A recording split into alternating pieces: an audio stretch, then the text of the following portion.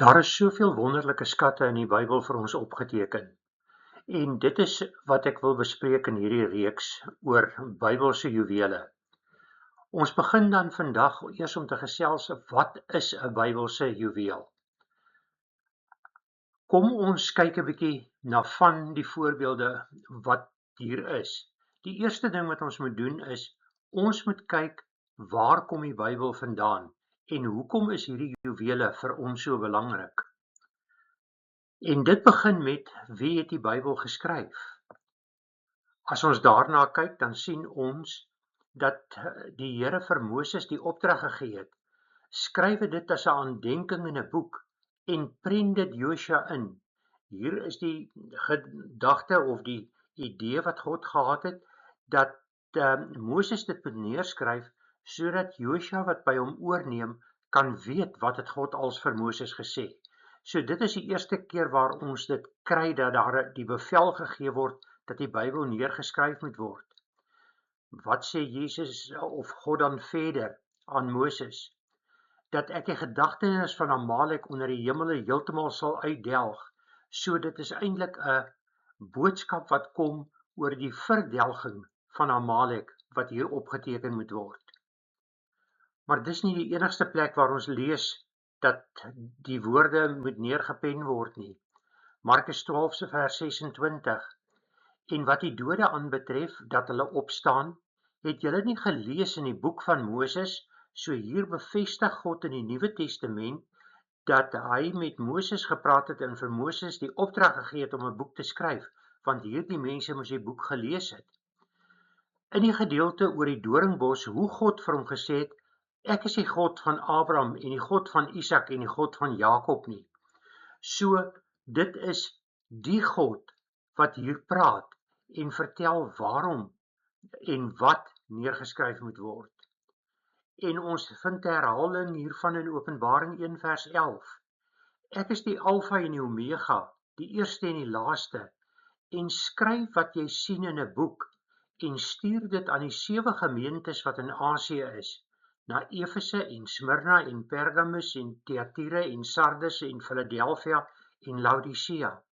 Met ander woorde, dit wat ons in die Bybel lees, is opdragte van God. Maar ek wil dit eintlik anders stel. Ons moet dit nie sien as opdragte nie. Ons moet dit sien as 'n liefdesbrief wat God vir ons geskryf het. En hierdie liefdesbrief het hy vir ons geskryf omdat hy ons lief gehad het en hy wil hê dat elkeen gered moet word. Hy gee vir ons die Bybel en ons moet die Bybel glo. En in hierdie reeks gaan ons dan die juweeltjies ontgin, hoe hy ons vertel wat ons als moet doen om by hom uit te kom. Dieselfde boodskap word dan ook later in Openbaring herhaal. En hy wat op die troon sit het gesê, kyk, ek maak alles nuut. En hy het aan my gesê, skryf, want hierdie woorde is waaragtig en betroubaar. So aan die einde van die Bybel word hierdie woorde weer herhaal, dat die Bybel waaragtig en betroubaar is en dat ons daardie woorde moet glo. Dit bring ons by 'n gelykenis wat Jesus vertel het, wat vertel hoe belangrik is dit om sy woord te bestudeer. Ons lees Matteus 7 vers 24 tot 27. Elkeen wat dan na hierdie woorde van my luister en dit doen, hom sal ek vergelyk met 'n verstandige man wat sy huis op die rots gebou het. En die reën het geval en die waterstrome het gekom en die winde het gewaai en teen daardie huis aangestorm. En dit het nie geval nie, want sy fondament was vas op die rots.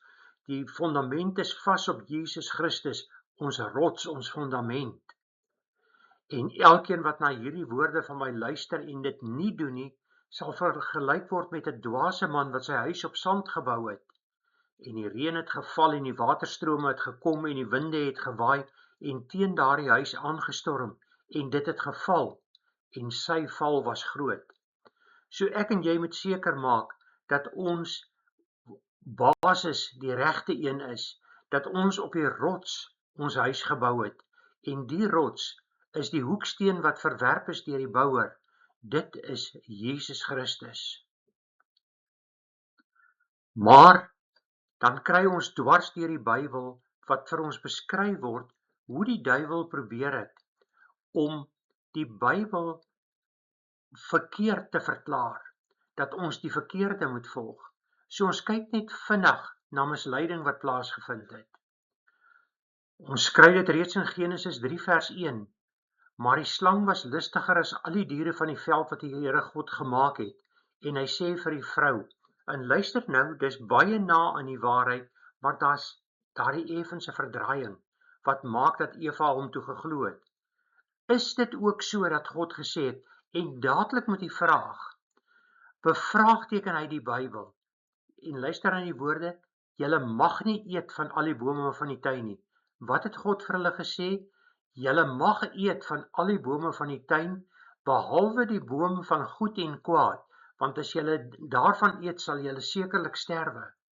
Maar die duiwel stel dit so na in die werklikheid, dat as jy die woord van God nie goed ken nie, dan gaan jy nie die verskil agterkom nie, en jy gaan verlei word, en dit is wat hier met Eva gebeur het. In Matteus 4 vers 3 en 4 kry ons een van die 3 gevalle waar Satan Jesus probeer versoek het. En die versoeker het na hom, dus na Jesus gekom en gesê, dit is nou nadat Jesus 40 dae lank gevas het in die woestyn, as u die seun van God is, sê dat hierdie klippe brode word. Maar hy, dit is Jesus, antwoord en sê, daar is geskrywe, die mens sal nie van brood alleen lewe nie, maar van elke woord wat deur die mond van God uitgaan. So die Satan wou net 'n stukkie van die Bybel gebruik. Maar hierso sien ons, jy moet elke woord van God ken. Elke woord wat van die mond van God uitgaan, moet jy ken om nie verlei te word nie. Die tweede keer toe Satan Jesus wou versoek, sê hy vir hom, as u die seun van God is, werp u self af, want daar is geskrywe, hy sal die engele bevel gee aangaande u, en hulle sal u op die hande dra, sodat u nie miskien die voet teen 'n klip stamp nie. Jesus sê vir hom, daar is ook geskrywe, jy mag die Here jou God nie versoek nie. Weereens, jy het daardie dieper insig in die woord nodig, en daarom wil ons soek na hierdie juwele. Ons wil hierdie juwele ontgin, sodat ons die woord van God kan ken. Die laaste keer toe Satan Jesus probeer versoek het, het hy gesê, hy het hom eers na 'n hoë berg geneem en hy wys hom al die koninkryke van die wêreld en hulle heerlikheid, en toe sê hy vir Jesus, al hierdie dinge sal ek aan u gee, as u neerval en my aanbid. Toe sê Jesus vir hom, gaan weg Satan, want daar is geskrywe, die Here jou God moet jy aanbid en hom alleen dien. Daarna het die duiwel hom laat staan en daar het engele gekom en hom gedien. Ons redeneer so maklik, maar as ek net hierdie verkeerde dingetjie doen, kan ek soveel dinge bykry, wat ek dan aan God kan opdra. Dit is nie God se bevel nie. God se bevel is dat ons hom gehoorsaam moet wees, dat ons net vir hom moet aanbid, en ons moenie mislei word nie. Maar kom ons begin en ons kyk na hoe hierdie woord van God, hoe hierdie juwele vir ons ontgin word. In die eerste waarna ons gaan kyk, is wat deur die teoloog genoem word 'n onbeplande toevalligheid. Daar is nie iets soos toevalligheid nie. Maar God het beplan dat daar woorde is wat vir ons wys dat die Bybel akkuraat is. En hier kom ons nou by die eerste juweeltjie eintlik wat ons wil bespreek. In Johannes 6 vers 5, dit is waar Jesus die 5000 gaan voed, dit is die voorspel daartoe. Ons lees eers hierdie gedeelte. Toe Jesus dan sy oë opslaan en sien dat 'n groot menigte na hom kom, sê hy vir Filippus, waarvandaan sal ons brood koop sodat hierdie mense kan eet? Ek praat van 'n toevallige, 'n onbeplande toevalligheid. Filippus lees ons omtrent niks van in die Bybel nie.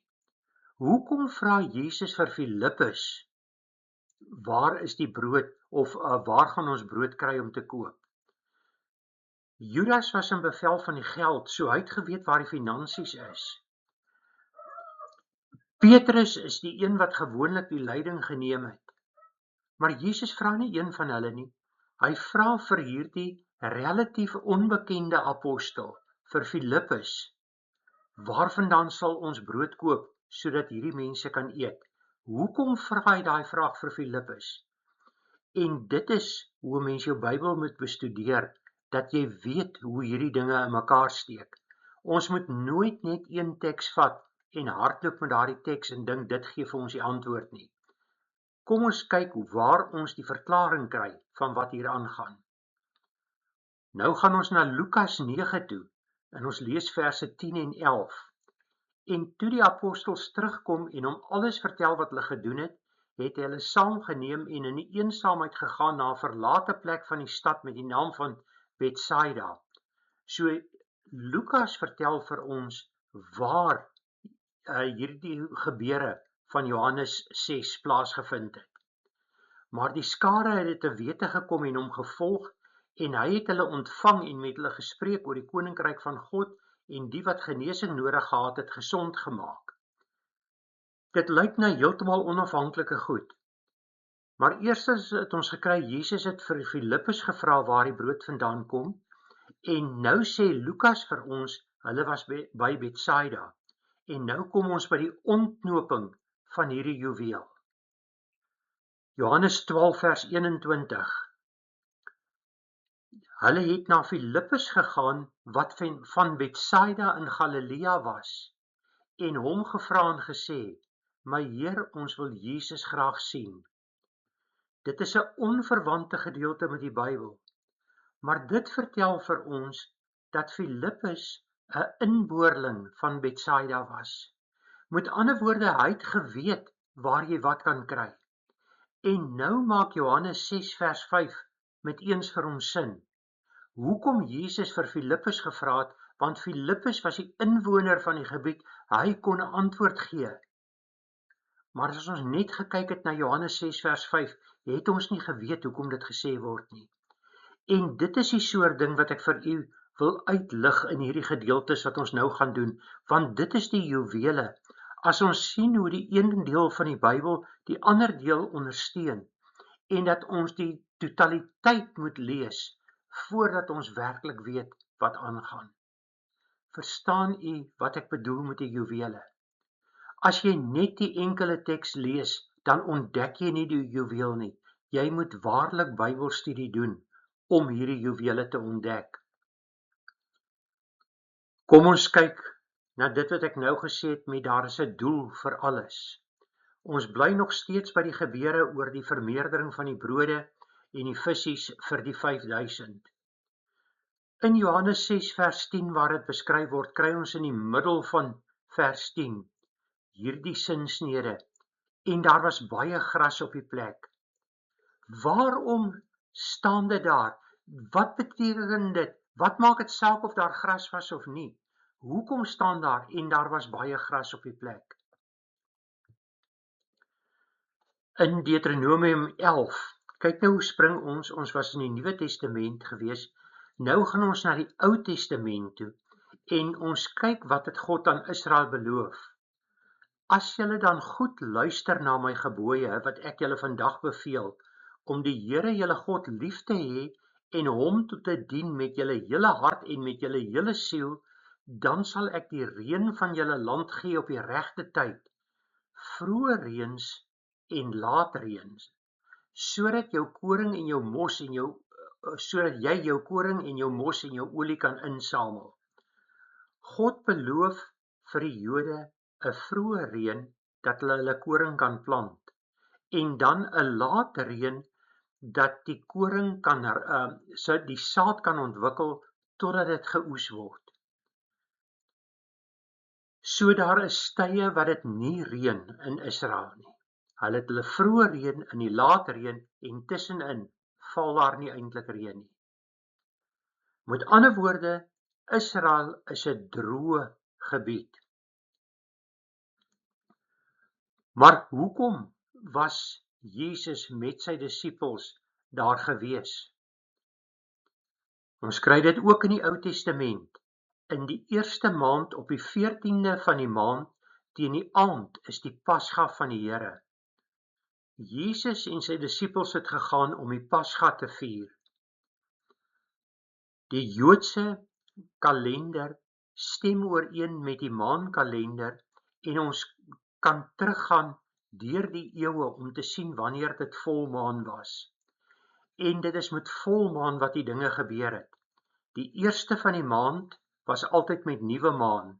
So die 14de van die maand is met volmaan. So hulle het gegaan om die Pasga van die Here te vier en die Pasga van die Here moes hulle in Jerusalem vier. So dit was in die begin, dis in die eerste maand wat dit gebeur het. En Jesus het gesê, hy stuur vir hulle reën, vroeë reën, die tyd as die oes geplant moet word.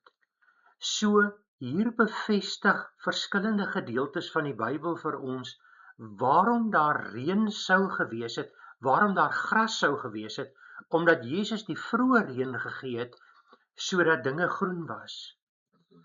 As daar nie gras was nie, sou hulle ook nie die brokstukke kon optel nie, want dit wat gemors is deur die mense, sou in die vuil grond beland het, maar nou lê dit op die gras, dit is skoon, dit kan opgetel en dit kan weer gebruik word.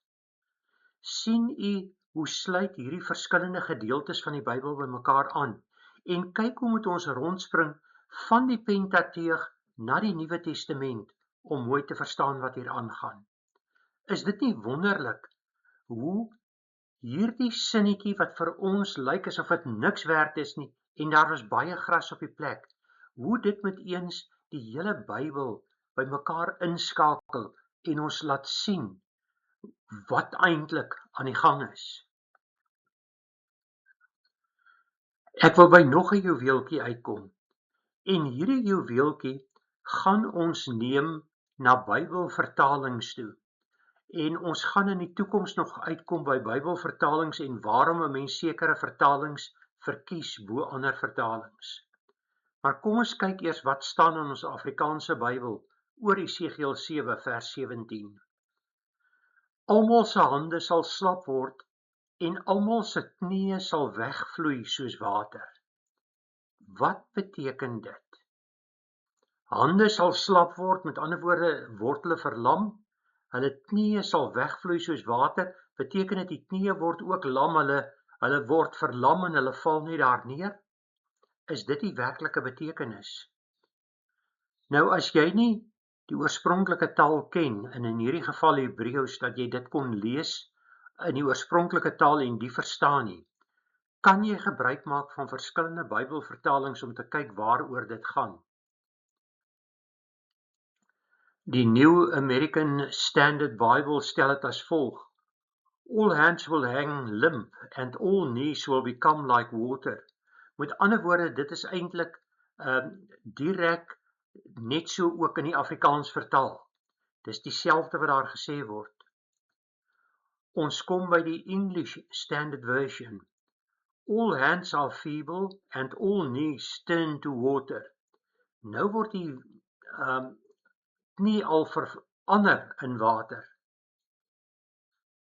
International Standard Version. Every hand will be limp, every knee will glisten with sweat. Waar kom sweet nou in? Hoekom gaan die knie nat gesweet wees? Ons kom by die King James in die American Standard Version. All hands shall be feeble and all knees shall be weak as water. Weereens, dit is soos ons Afrikaanse Bybel hom ook vertaal het. En dan kom ons by een van die nuutste vertalings, die New English Translation. All of their hands will hang limp, their knees will be wet with urine. Eers was dit water, toe sweet en nou urine. Maar as ons gaan kyk na wat die Griek sê, dan sien ons dat die woord daar was, vertaal kan word met water, sweet of urine. Maar as jy dit met water of sweet vertaal, kom jy nie uit by wat dit beteken nie. Hierdie is 'n boodskap wat gebeur in 'n tyd waar daar verskriklike dinge met Israel gebeur. Met ander woorde, dit is mense wat absoluut vreesbevange is. En hierdie vreesbevange mense gaan so vreesbevange wees, dat hulle self gaan nat maak. Met ander woorde, hulle gaan urineer. En daarom gaan hulle knieë nat wees van urine. Dit klink, Engelse praat van vulgar om so te praat, dit is kras en kru om so te praat. Maar dit wys vir ons die eerste keer die werklike betekenis. En nou verstaan ons wat in daardie gedeelte staan. En dit is waarom ek ook oor verskillende Bybelvertalings wil praat. En vir u vertel hoe ons Bybelvertalings moet gebruik om by die ware boodskap uit te kom. So wat ek vanoggend probeer doen het, is om net vir u 'n aanduiding te gee van wat ons gaan bespreek in hierdie Bybelse juwele. Anders as in ander reekse, begin ek die ander reekse met 'n gebed. Maar ek bid in elk geval elke keer voor ek iets opneem. En dit is vir my hinderlik, ek bid en dan bid ek weer vir die gehoor. Daardie eerste gebed het ek reeds gevra wat ek wil vra. Daarom bid ek nie vir u aan die begin nie, daar is vir u gebid dat u harte geopen moet wees vir hierdie woord, voordat ek begin praat. Daarom gaan ek in hierdie reeks net afsluit met 'n gebed vir u ook. Almagtige Hemelse Vader, ons dank u dat ons saam kan vergader om u woord. Here, baie dankie dat ons meer kan leer van u woord. Dankie vir dit wat hier in hierdie stukkie vir ons opgeteken is, dat ons hierdie absolute Bybelse waarhede kan sien, en dat ons kan leer hoe om dit te bestudeer, dat ons meer en meer daarvan sal ontdek, dat ons dit met mekaar sal deel, en vertel wat ons elke dag uit u woord geleer het. Here, gaan dan met ons in die dae wat voorlê, behoed en bewaar ons, en help ons, dat ons hierdie waarhede van u sal opspoor, dat ons u woord sal bestudeer, dat ons dit sal gebruik om te weerlê waar mense verkeerde gedagtes probeer verkoop.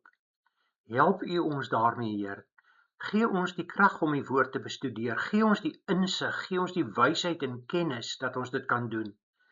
Maar gee dat ons in alles u sal vereer, want dit is u wat dit vir ons moontlik maak om hierdie gedeeltes te verstaan. Help ons dan verder. Ek vra hierdie dinge om Christus ontwil alleen. Amen.